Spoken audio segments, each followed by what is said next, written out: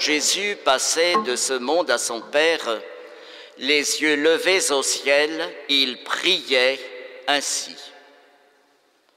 Je ne prie pas seulement pour ceux qui sont là, mais encore pour ceux qui accueilleront leurs paroles et croiront en moi. Que tous ils soient un, comme toi, Père, tu es en moi et moi en toi. Qu'ils soient un en nous, eux aussi, pour que le monde croie que tu m'as envoyé. Et moi je leur ai donné la gloire que tu m'as donnée pour qu'ils soient un, comme nous sommes un.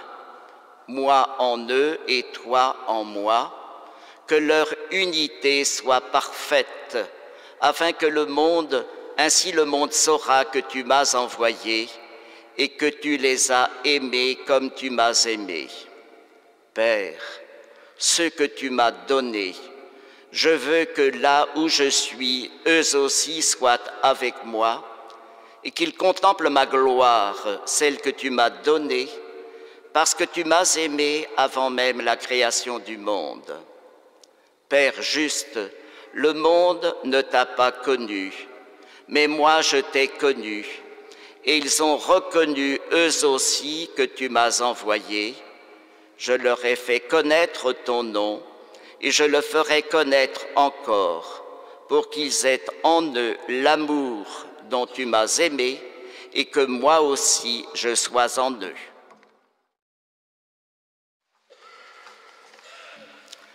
Frères et sœurs, vous avez sans doute remarqué que les lectures de ce dimanche nous parlent de la prière. La première lecture, c'est la prière d'Étienne, modèle de confiance et de foi.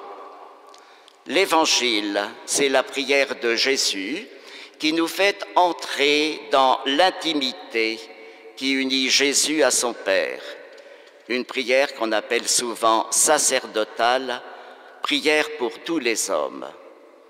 Mais aujourd'hui, je voudrais m'arrêter sur une autre prière, celle de la seconde lecture à la fin de l'Apocalypse.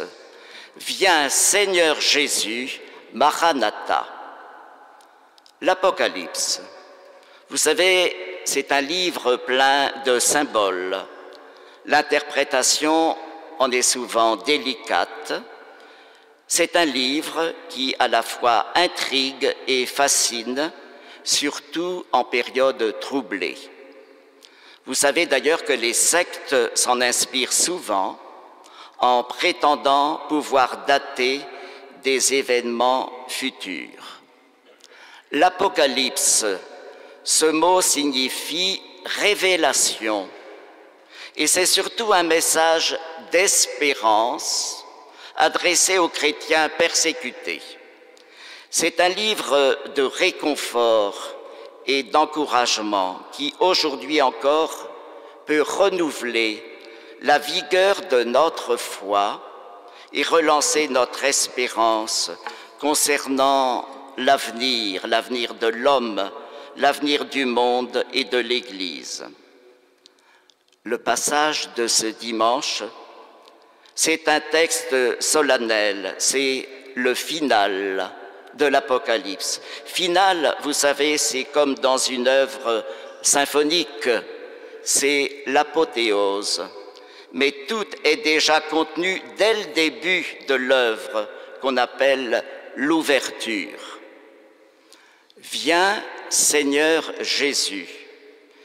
Vous le remarquez, c'est l'acclamation de ce qu'on appelle l'anamnèse après la consécration. Nous célébrons l'Eucharistie mémoriale de la Pâque de Jésus dans l'attente de sa venue dans la gloire. Viens, Seigneur Jésus. Les premiers chrétiens répétaient ces mots comme une incantation durant leur liturgie. Ils priaient ainsi pour le retour rapide de Jésus. Jésus, il est bien celui qui vient, comme il le dit lui-même, en écho à ceux qui lui demandaient « Es-tu celui qui doit venir ou devons-nous en attendre un autre ?» Il vient, il est là, présent et parlant, il reviendra. Il reviendra. La venue de Jésus fera connaître la valeur de l'œuvre de chacun d'entre nous. Elle révélera le sens de l'histoire, que le Christ domine du début à la fin. Vous avez remarqué l'expression « Je suis le premier et le dernier, le commencement et la fin, l'alpha et l'oméga ». Alpha, oméga, c'est la première et la dernière lettre de l'alphabet grec. Dans ce passage, comme dans l'Apocalypse, les images se bousculent, belles et poétiques. Par exemple, l'arbre de la vie, de l'immortalité, il est placé en avant de nous. Il nous attend à la fin des temps. Y ont accès ceux qui lavent leurs vêtements dans le sang de l'agneau, c'est-à-dire le Christ. Et le Christ ouvre les portes à ceux qui mettent leur confiance en lui. Il est aussi l'étoile resplendissante du matin. Et encore une autre image, c'est la fontaine d'eau vive. L'idée forte à travers ces images, c'est que le Christ veut le bonheur de l'humanité. Et comme dit Saint Jean, Dieu est amour. Cet amour est pour tous les hommes, sans exclusion, et dans tous les domaines de notre vie, si on ose dire, de A jusqu'à Z. À la fin des temps, quand le Seigneur reviendra, il reconnaîtra les siens dans les affamés et les assoiffés de justice, de pardon et de paix. Rappelons-nous la phrase célèbre de Matthieu 25. « Chaque fois que vous l'avez fait à l'un de ces petits qui sont mes frères, c'est à moi que vous l'avez fait. »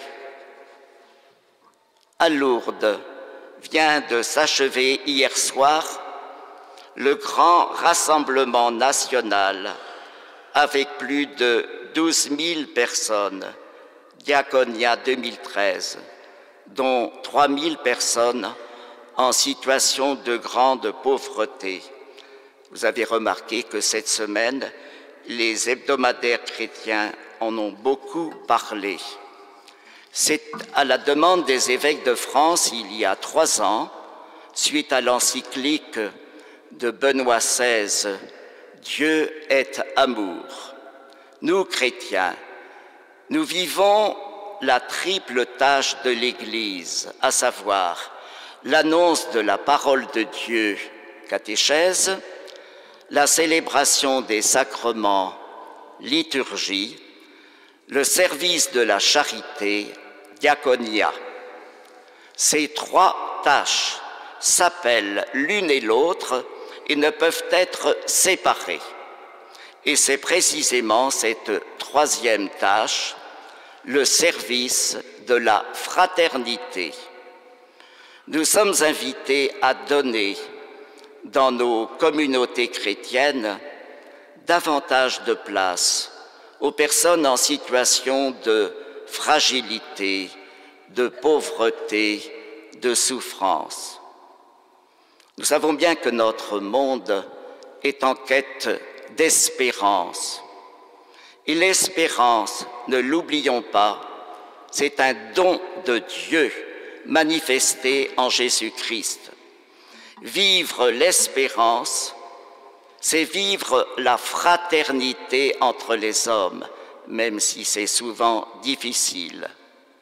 La fraternité vaut plus que tout l'or du monde. Notre pape François nous invite, vous l'aurez remarqué, à sortir, c'est-à-dire à aller vers les autres pour essayer de comprendre et de partager leur misère.